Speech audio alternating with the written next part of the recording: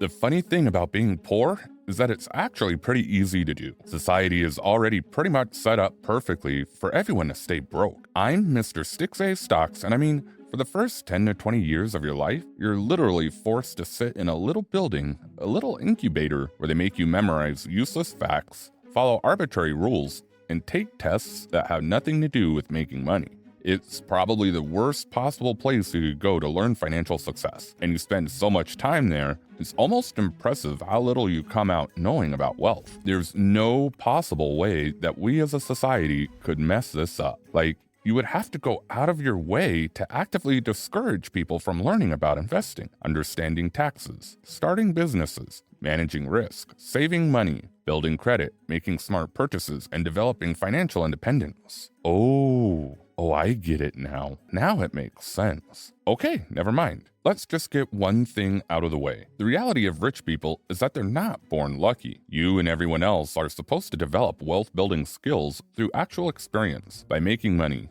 losing money, taking risks, failing, and learning. And that's why the people who grow up to be the wealthiest are often the ones who didn't follow the traditional path, the ones who questioned authority, made unconventional choices, and actually took action instead of waiting to be told what to do. Not because skipping college or ignoring schoolwork automatically makes you rich, but because those people don't sit around waiting for permission to start. They're willing to take a few financial hits if it means they get to practice real-world decision-making, building wealth, and taking control of their own future. It's definitely possible to play by the rules, get good grades, land a stable job, and still build wealth. But if you don't unlearn the habits keeping you poor, you're making it way harder than it needs to be. First habit, not investing at all. How old do you think Warren Buffett was when he bought his first stock? Just guess. Go on, because when you hear the real answer, you're gonna feel kinda dumb. According to Forbes, as of March 1, 2025, Buffett is sitting on $161 billion. Sixth richest person in the world. The guy basically turned money into his pet. But he didn't start when he was 30. He didn't start when he was 20. The dude bought his first stock at 11.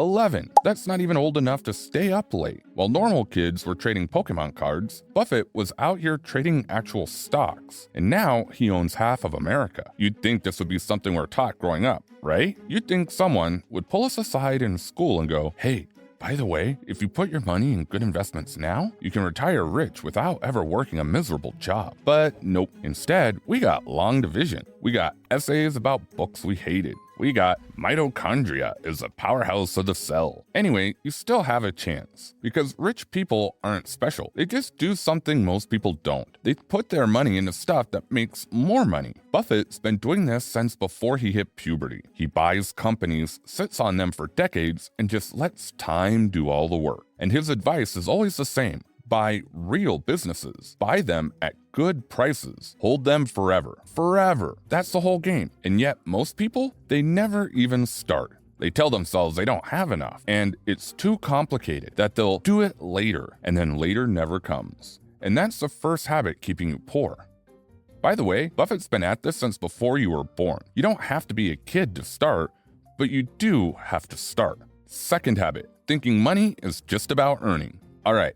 So, Buffett bought his first stock at 11. But here's another question for you. How old do you think he was when he filled his first tax return? Because if you're imagining some grown man sitting at a desk crunching numbers, yeah, no. He was 13. See, people love to complicate wealth. They think it's about hustling harder, earning more, grinding 24/7. But Buffett figured out early on that making money isn't just about working, it's about understanding the game. And the game is business. If you're interested in business, he said, you should learn as much accounting as you can by your early 20s. I know, accounting is boring, but money has a language. If you don't speak it, you'll always be the one getting played. Buffett swears by this. He says if you don't understand financial statements, you're basically blindfolded in the business world. You don't know if an opportunity is actually good or just dressed up to look good. And that's how people get stuck in bad investments, awful deals, and financial traps. His other advice is to work in different businesses. Not forever, just long enough to see how things actually run. And if you're serious about building wealth, you need to read. Buffett spends hours every day absorbing information, talking to business owners, figuring out what makes companies tick. He studies what works, what doesn't, and why. Most people never do this. They just chase paychecks, assuming that more money equals more wealth. But without understanding how money actually works, it's like trying to have a conversation without knowing the language.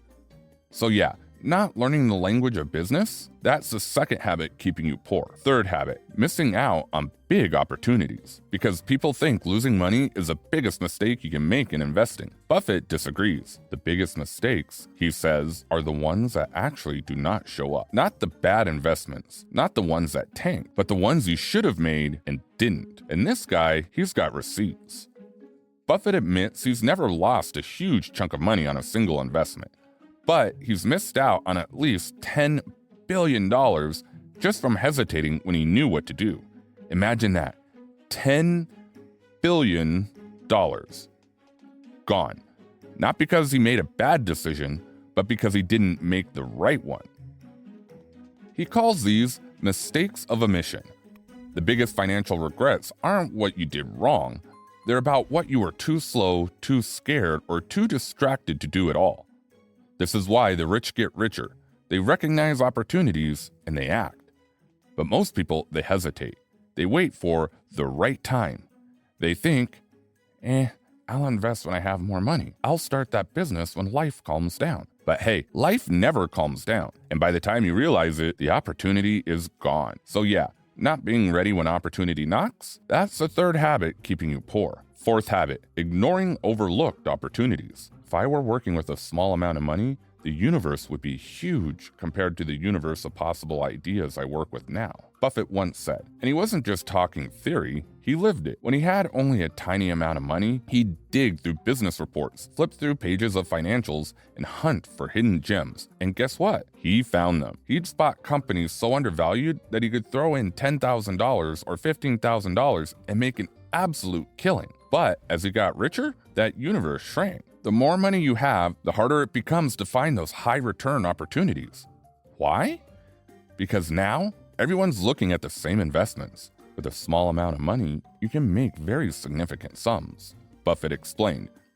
But once you're playing with millions, the competition is brutal and the easy wins disappear. So what's the fourth habit keeping you poor? Not focusing on overlooked opportunities. You don't need millions to get ahead. You need the right mindset. Fifth habit, surrounding yourself with wrong people. Here's a simple truth. You become like the people you spend the most time with. Buffett says it best. You are going to move in the direction of the people you associate with. And he's living proof. Buffett didn't just get lucky in business, he got lucky in life. He surrounded himself with mentors, friends, and a spouse who were better than him in different ways. And instead of trying to fix others, he learned from them.